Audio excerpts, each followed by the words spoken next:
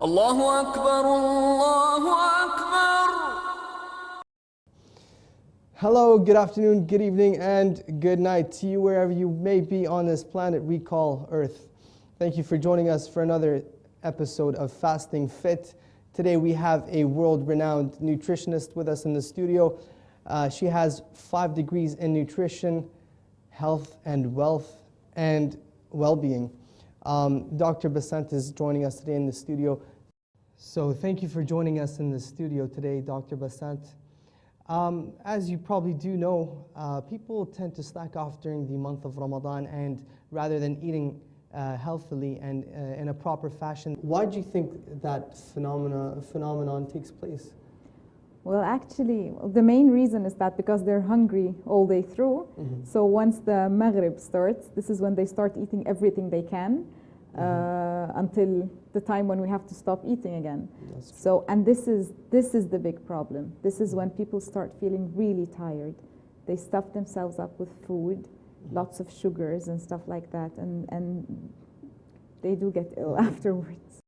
So what's the #1 recommendation you want to offer people so that they may maintain a healthy lifestyle throughout the month of Ramadan? Well, we all know that fasting itself is healthy. Mm-hmm. So we should not ruin this healthiness we're getting from the fasting.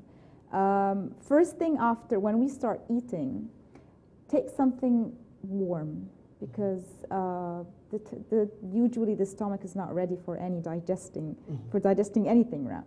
So something warm, take a break, go pray, and then come back, start eating slowly, so that you would give time for your stomach to start digesting, start realizing that there's food coming in. Mm-hmm. Or some people, they would take dates, like a date or two with some milk. Warm milk would be fine, and then pray and then come back. But the thing is, the problem is that when people, when they start eating, and this is when, yeah, we get all this tummy ache. Mm-hmm. That's very true. We realize that people tend to have a big iftar and then they have a big suhoor. So how many meals do you think people should have, and how can they divide them up in a reasonable way? Well, if we eat, let's say we start eating at Maghrib, something not too big, something not too harmful to our stomach, and then we go pray, we finish our prayers and everything. By the time it's 9 or 10, this is when you can have another snack. Some vegetables, some fruits would be great. And then maybe just before the Fajr, this is when we can have a tiny snack as well. I don't recommend that we eat much at suhoor, because we wake up the next morning feeling very heavy. And yeah, some people do big suhoor because they feel that they will get hungry. But yeah, no, the more you eat, the more you will get hungry the next day. Wow. So yeah, eat less, you will feel more healthy the next day. So Dr. Basanth, how do you think people can manage to cope between exercising and fasting at the same time? What are your views about exercising and fasting during Ramadan? Exercising is very important during Ramadan. But of course, not after eating straight away. As well, you eat, you do your prayers around 10. This is when you can exercise for an hour or 2. This would be great for the body. And then you'd be ready to have your suhoor after that. Healthy living. It's all about healthy living. Of course, that's what it's all about.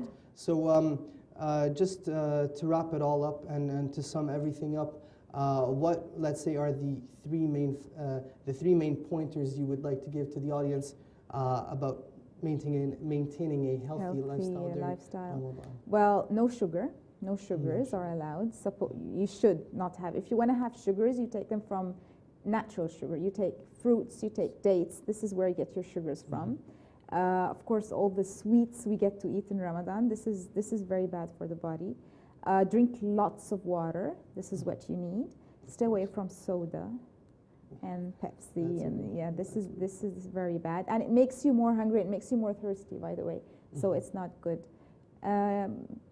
Fruits, vegetables, as much as you can. just a little bit of carbohydrates to keep you going, and that would be it.